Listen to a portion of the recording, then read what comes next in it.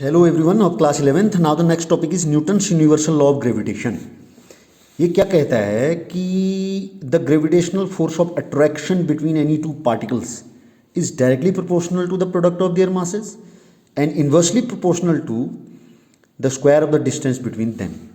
अगर एक पार्टिकल ये है, कोई एक पार्टिकल ये है, इसका मास m1 है, इसका मास m2 है, और इनके सेंटर्स के बीच की जो डिस्टेंस है वो माना r है, ए बी नाम के पार्टिकल हैं, तो इन दोनों के बीच जो ग्रेविटेशनल फोर्स ऑफ अट्रैक्शन लगेगा, ग्रेविटेशनल फोर्स हमेशा अट्रैक्शन फोर्स होता है, अट्रैक्शन फोर्स जो लगेगा वो directly proportional to F proportional to क्या होगा, इन दोनों के मासेस के प्रोडक्ट के, यानी कि m1 इंटू m2, और इन्वर्सली प्रोपोर्शनल होगा इनके बीच के डिस्टेंस के स्क्वायर के, आर स्क्वायर के इन्वर्सली प्रोपोर्शनल। तो एफ प्रोपोर्शनल टू क्या हो जाएगा, 1/r स्क्वायर। अब इन दोनों इक्वेशंस को आप कंबाइन कर दीजिए तो एफ प्रोपोर्शनल टू हो जाएगा m1 m2 upon R square, m1 m2 over R square.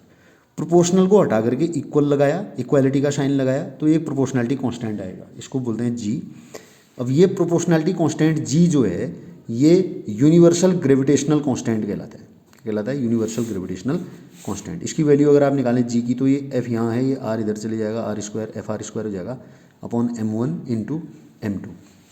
यहाँ से अगर आप इसकी ऐसा यूनिट निकालें आप, न्यूटन, एफ फोर्स की न्यूटन हो जाएगी, R square metre square upon kilogram into kilogram, kilogram square हो गया, ठीक हो गया। एक्सपेरिमेंटली जो इसकी कैलकुलेटेड वैल्यू है वो वैल्यू होती है 6.67 इंटू 10⁻11 न्यूटन मीटर स्क्वायर पर केजी स्क्वायर। जैसे एक्सपेरिमेंटली स्मॉल जी की वैल्यू आती है ना, वो क्या आती है 9.8 मीटर पर second square. It's dimensions are, dimension भी उसी तरीके से, न्यूटन पहले फोर्स का निकाला फिर मीटर स्क्वायर का निकाला, तो ये आता है इसका m-1 L³ T-2। These are the dimensions of universal gravitational constant.